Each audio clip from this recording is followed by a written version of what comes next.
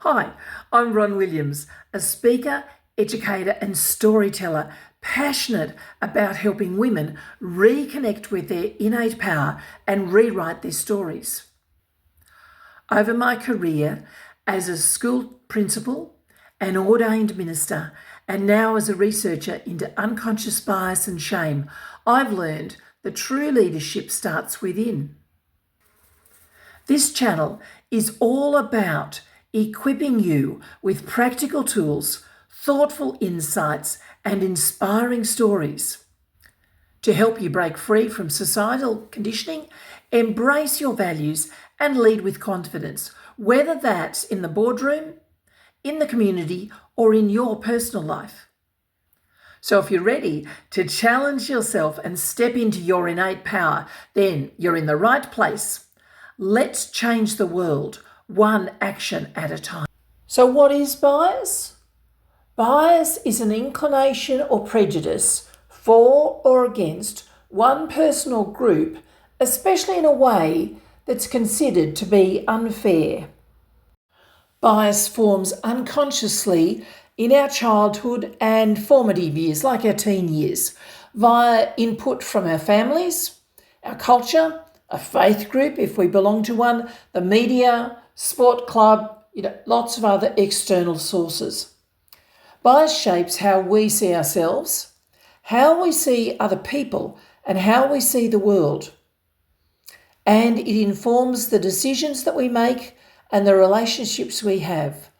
Bias informs how we treat others, who we innately show respect for, and who we quite unconsciously dismiss.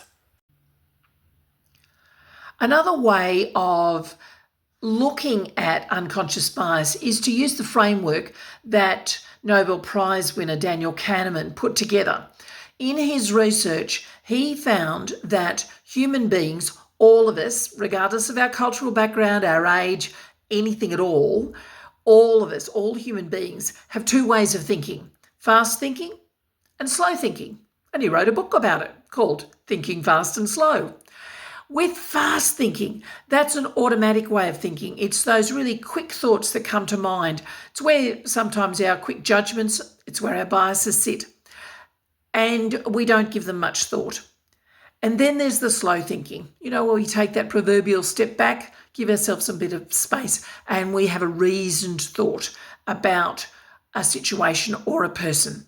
So unconscious bias sits as that fast thinking, and then we have the more reasoned, logical ways of thinking as well. It's really important that we understand that you can be the most consciously unbiased and progressive thinker and still have unconscious biases that come from our culture and the things you experienced as a child, and they don't necessarily align with your beliefs. This is one of the key things that Sigal Basaid from the University of Pennsylvania said. What's important about this is that we understand that having biases doesn't make you a bad person. It just says you're human.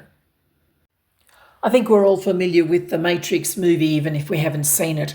We understand how Neo was offered the red pill and the blue pill, and when he took the blue pill, he went down the rabbit hole and discovered a whole world that was different to the one that he lived in. This is why this is so important for us to understand that our biases, as Roger J. Davies says, is like a parallel world that operate alongside our rational and logical thought processes. It's like we have two worlds operating in our brain, our biased world and our rational world, parallel worlds. I just love that image.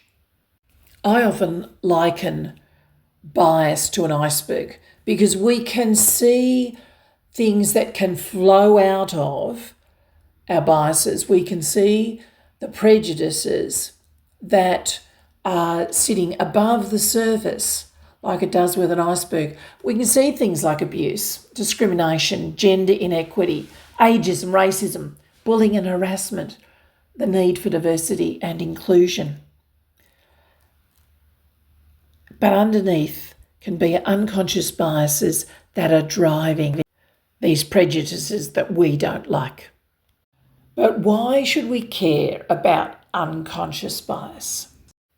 There are three main reasons why you should care, I should care, we should care about unconscious bias. The first is that our biases can get in the way of really good relationships. Let me give you a funny example. When I first met my husband, I met him online and he was the same height as me. Now, I'd always gone out with my previous marriage, had been to a man much taller than me. My brother's taller than me, my dad was. I had this bias towards men who were taller than me, and I nearly didn't swipe whichever way it was and say I'd get to know Bill. And if I had allowed my bias about height, or what a man should be in terms of height, I would have missed out on the best relationship I've ever had in my life. So our biases can really impact relationships. We can miss out on great relationships because we think we can only relate to a certain kind of person, or we can have expectations. Often our biases breed expectations in us about what we should do, they should do. So that's one of the reasons why we should care. The second reason why we should care about unconscious biases is they can get in ways of making decisions, because often we want to find information. When we're going to make a decision, we go and talk to people, we look up information that confirms the way we think. It's called a confirmation bias. But often that limits the information that we're actually using to make the decisions with. So if we are not aware of the potential for unconscious bias to impact our decision making, we can end up making flawed decisions. And of course, none of us set out to make flawed decisions, but we can if we're not aware that we may not have all the information that we need because we've got a bias towards a particular decision in the first place.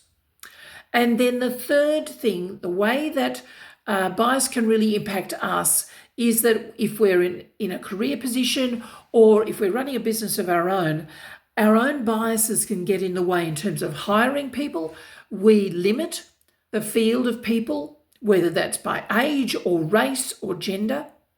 We can limit ourselves in that we don't apply for roles because we think we're too old, too young, too something or other else.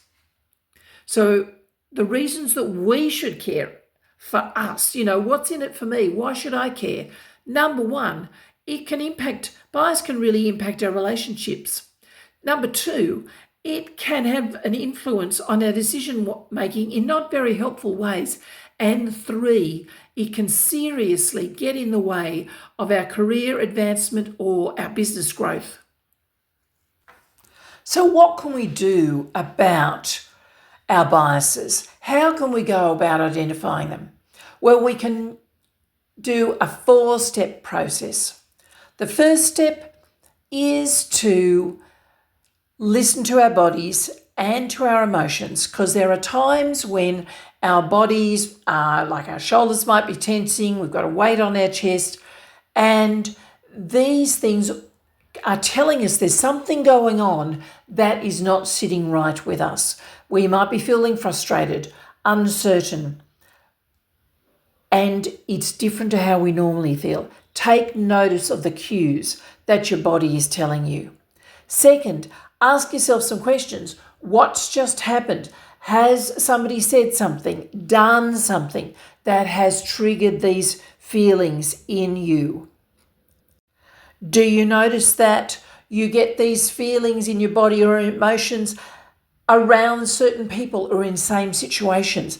Ask yourself some questions. Find out what is going on. The third step then is to think back over the narratives of your life, the stories. For me, when I was working on Nauru, I realised that along the line somewhere in my growing up, I had this story that people who were different to me were a threat. And that was the story. And the cues that I had felt were my churning stomach and my shoulders tensing. And I'd had to ask myself the questions, what's going on? Just ask questions. Think about the stories that you've been told, that you've grown up with, that apply to this situation. And then the fourth step is to see if you can actually identify a bias, give it a name. We don't like having sometimes to think about these ideas that we could have these biases that are hidden. But if we can name them, then we can actually do something about them, because we cannot change what we cannot name. If you'd like to know more about unconscious bias, just hit the subscribe button. I've got lots of videos on this channel that you can filter your way through. But also join the community. I'm going to be putting polls up there this year. I really want this community to grow, to be able to empower women just like you, so that we can become the best versions of ourselves and make the best lives that we possibly can. Look forward to seeing you again next time.